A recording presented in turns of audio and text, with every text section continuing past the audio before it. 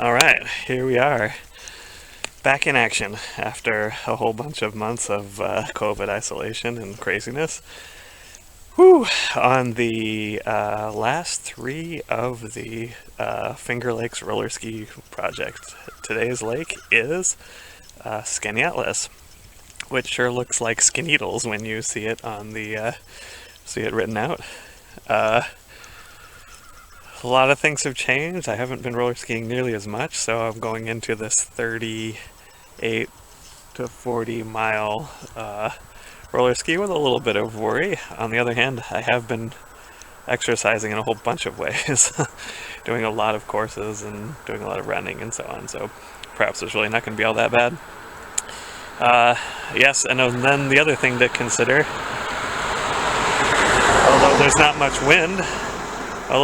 wind today, in fact it's dead calm at the moment, I do have this ginormous COVID beard here that is going to add significant aerodynamic drag, especially on the hills, so we'll see how that goes. Alright, here we are, halfway around. Oh my gosh, and it's a beautiful day. Beautiful, beautiful day. And that was a bit of an ass kicker going up that hill. Whew, right out of town, unfortunately. The pavement was not so good on that the first road, whose name I can't remember at this point. However, Route 41A's pavement was absolutely deluxe. And this was a lovely little town here. It's obviously a lot of money here. Just like the last time going around Cuca, it seemed like it was a nice, interesting reminder that there are a lot of people in this world who have way more money than I do. Alright, so across the top of town here, this beautiful little park. Gonna have a little drink of Gatorade and then down the other side, another 20 miles or so. See how it goes. There's a lot of elevation gain on the way back too, unfortunately. Ugh. Whew.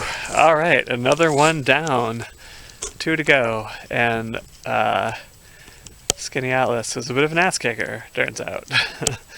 I feel a lot like I did at the end of Canandaigua, like, oh my god, that was hard, and I don't really feel like doing that again right now, or at least not, certainly not 40 more miles of what I just did. Oh, wow.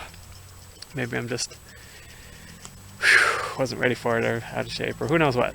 Anyway, that was hard, although I think it may have to do with the fact that I think the elevation gain on this one was about 3,000 feet, maybe just shy of 3,000 feet.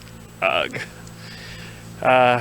The first bit of road that I went across, pavement was terrible. 41A, the big road, and I got on that one. The pavement was wonderful, it was great, lots of up and down. Beautiful little town. There's someone going by on there. Golf cart. And yeah, anyway, seems like a lovely town. Nice ride back. Turns out the road that I was going to come down, Vincent Hill, is not a paved road all the way through, so that was sort of disturbing. And so I had to detour, which made this loop a few miles longer. I'm gonna say probably, certainly over 40, I'm going to say 42, just as a guess. Yeah, and the last bit going down back into this valley I was tired, and it was a steep hill down, and I was trying to go slow. But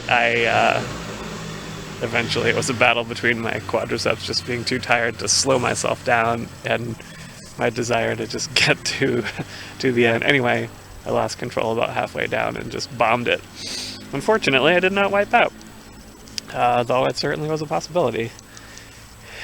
And now that I'm, yeah, I usually think of myself in this orange windbreaker as being quite visible, but now that I glance up at this hillside over here, I'm thinking maybe this is more like camouflage at this time of year than anything else. I kind of fit right in with the orangeness of this place.